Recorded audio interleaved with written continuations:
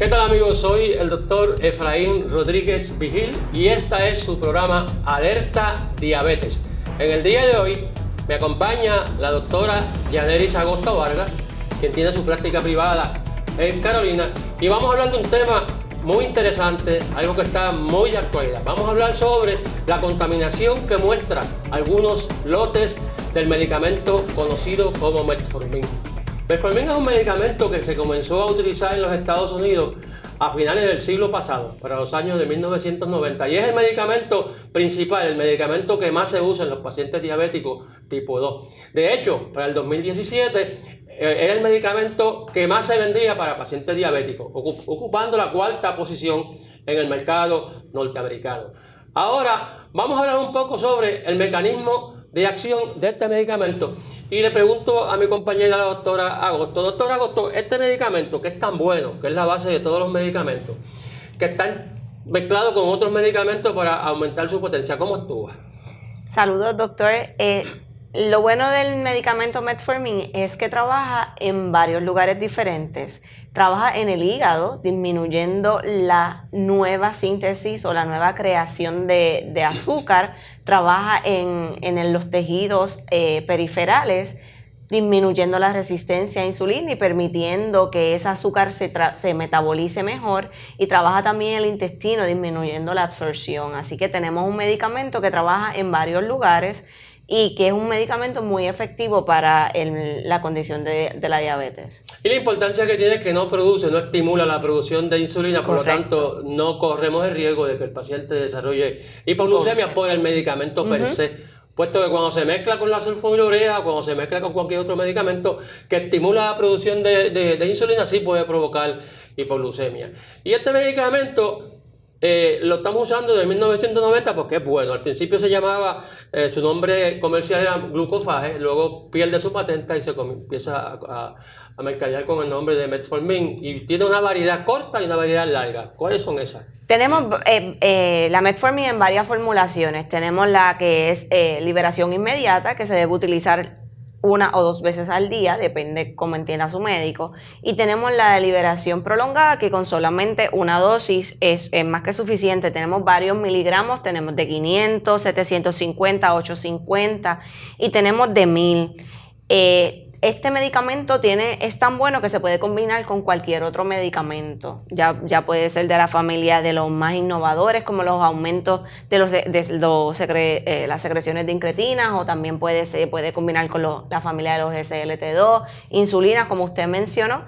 Y tenemos una amplia variedad de dosis que podemos combinar entre sí. Y ha sido ampliamente estudiado, porque en el estudio más grande que se ha publicado hasta ahora, que fue el estudio británico, se estudió el Metformin y se encontró que era un medicamento seguro, un medicamento que controlaba el azúcar. Y si quitamos el efecto gastrointestinal, que se debe a que como evita la absorción de azúcar, al haber más azúcar en el tubo digestivo, pues hay más movimiento intestinal, porque hay más movimiento del agua hacia el intestino y produce diarrea, que es el efecto más común, y por lo que la gente lo da usualmente es por la diarrea.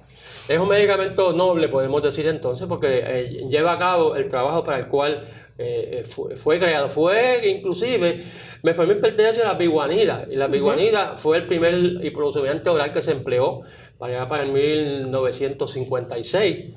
Según expresamos en un programa anterior, se comenzó a usar la biguanida en Europa primero y luego se fue utilizando en Estados Unidos. Y se ha mezclado con muchos otros medicamentos. A pesar de que no ha demostrado una disminución del riesgo cardiovascular, lo seguimos usando porque no hace daño. No le hace daño al corazón. Es seguro. Y entonces, tenemos que el medicamento se usa 1 vez al día o 2 veces al día. La parte de acción prolongada se usa 2 veces al día. Y esto es importante porque más adelante vamos a estar hablando de lo que se está hablando ahora, del medicamento que está contaminado con un aditivo que es tóxico y que puede producir cáncer. Y que cuando eso sobrepasa el valor que la Administración de Drogas y Alimentos de Estados Unidos ha establecido, el valor de 96 nanogramos por mililitro.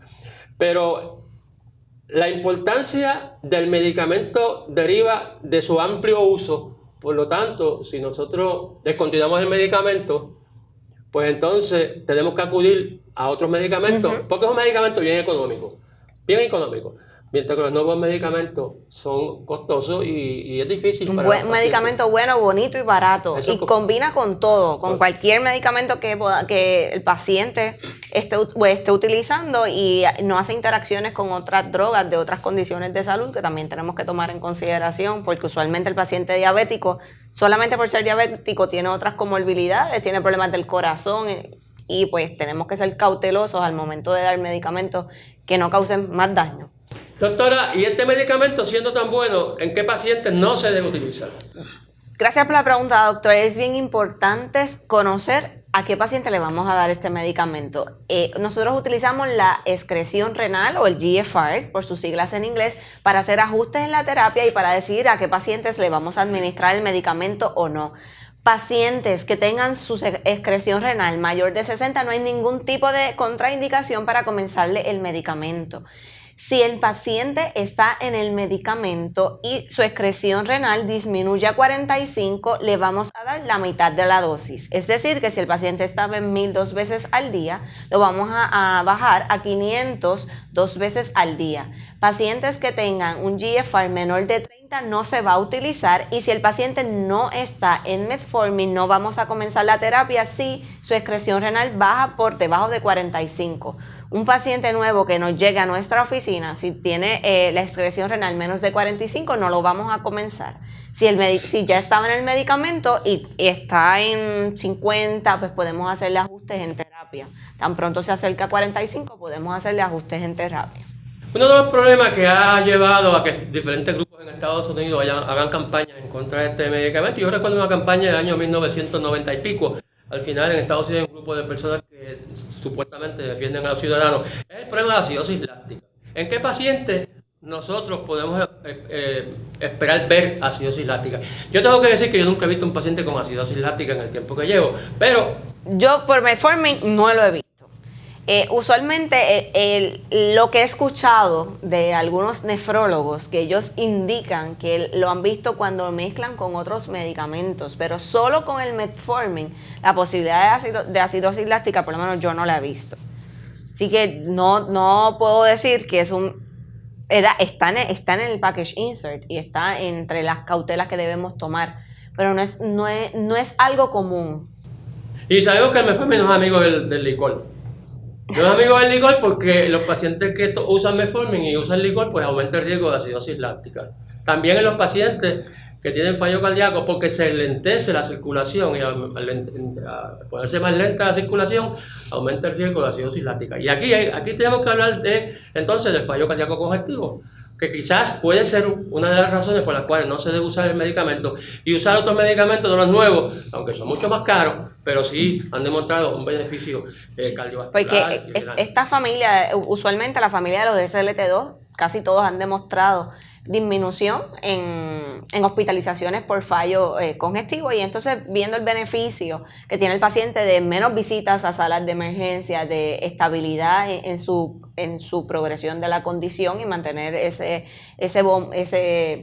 corazón, esa condición estable, pues debemos en ese paciente pues sería mejor utilizar otros medicamentos que sí son más costosos, pero todavía tenemos esos medicamentos combinados con metformin y sigue siendo una excelente terapia. Y se dice que el paciente diabético, pues, o todos los pacientes deben utilizar de 2 a 3 copitas de vino al día, porque eso ayuda a disminuir los eventos cardiovasculares. Pero no deben mezclar metformin con alcohol, porque aumenta el riesgo. Ni se la deben tomar con el vino. Hay pacientes míos que descontinúan ese día el licor para tomarse la cervecita. Y claro, eso no se debe hacer, eso es interrumpir la terapia. Es mejor no tomar el licor y seguir tomando el medicamento. Como decía anteriormente, el grupo de Estados Unidos pues provocó mucho ruido, sobre todo para la fecha en que el metformin se fue genérico, porque mientras estaba Glucophage como la marca, no hubo ningún problema. Y hago este señalamiento porque más adelante vamos a ver que otro grupo de medicamentos muy utilizado también está en el mismo riesgo, pero no de producir acidosis láctica, sino de lo que vamos a hablar más adelante, que es de la mezcla con este producto, esta nitrosamina, que supuestamente es un agente carcinogénico. Pero volviendo al tema del metformin, también se usa en otras cosas, porque como disminuyó la resistencia a la insulina. Podemos usarlo también en pacientes con ovario poliquístico. En pacientes, ¿verdad? Las féminas, la condición de ovario poliquístico es una condición donde tenemos exceso de andrógenos, que son exceso de testosterona, y el ovario se pone como muchos huequitos, que es que no ovula y la fémina retiene ese óvulo y se va formando un ovario un poco más grande, porque no todos los meses ese óvulo que creció es liberado, sino que la paciente lo retiene. Y esos pacientes también tienen aumento en la resistencia a insulina y se ha visto que tienen altos niveles también de insulina en el cuerpo. Y ese medicamento, incluso hay algunas pacientes que han llegado a tener fertilidad simplemente utilizando el medicamento metformin para la condición de PCOS, como conocemos en inglés. Ese es el punto que yo quería llegar, que cuando usamos metformin en estas mujeres que no han quedado embarazadas porque tienen ovarios poliquísticos, pueden quedar embarazadas porque tienen una ovulación normal. ¿Y eso afecta en algo el embarazo? No, para nada. Ahora, los nuevos medicamentos que están en el mercado, los últimos que han salido, no tienen todavía esa indicación. Todavía no podemos estar pensando que se pueden utilizar durante el embarazo, y lo que se recomienda es que si la mujer queda embarazada o si la mujer piensa quedar embarazada, no utilizarlo porque no sabemos. Yo lo que le digo a mis pacientes es que si están buscando quedar embarazadas y están contratadas con el metformin, yo se los dejo y evalúo el embarazo en el primer trimestre para hacer el cambio de ser necesario a insulina. Si el paciente se puede controlar en dieta, porque tengo algunas que tienen el metformin 500 veces al día y tan pronto se entera que están embarazadas, mejor no se pueden portar.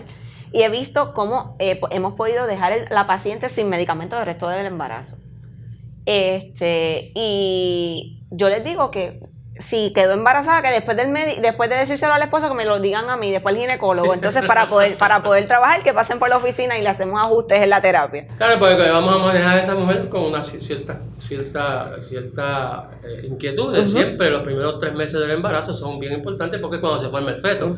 Y ahí es que ocurren los daños. Después que pasan 3 meses, pues no podemos hacer nada. Así que el metformin se puede utilizar en una gran cantidad, en una gran variedad de condiciones clínicas, y ha demostrado ser un medicamento seguro y un medicamento eficaz. De hecho, hay estudios donde se ha utilizado el metformin para prevenir la diabetes. Ahora el problema con el metformin surge cuando en el año pasado se detecta en algunos sitios que ciertos lotes de este medicamento estaban contaminados con una nitrosamina. La nitrosamina, si ustedes recuerdan, fue la misma que provocó la salida de losartán, del irbesartán y del valsartán del mercado. O sea, que estaban los 4 medicamentos que son muy utilizados en el paciente diabético, muy utilizados en el paciente con hipertensión, de momento empiezan a salir con un contaminante que es carcinogénico. La nitrosamina, que es la nitrosodimetilalamina, es una nitrosamina, era lo que se usaba antes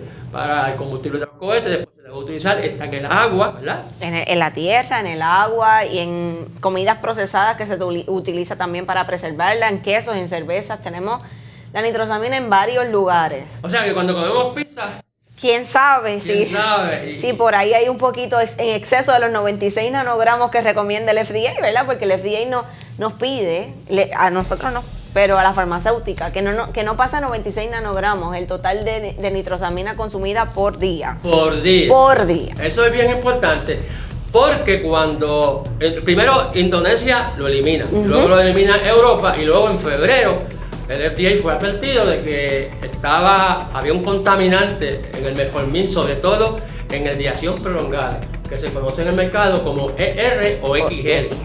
Y que habían unas compañías farmacéuticas, que ustedes van a ver en pantalla, que fueron las que FDA más tarde le dio un aviso amigable de que retiraran voluntariamente el medicamento. Pero al principio FDA no encontró complicaciones, no encontró que había suficiente. Pero eso vamos a seguir hablando ya mismo. Les recuerdo que pueden ver este programa a través de su canal alertadiabetes.org.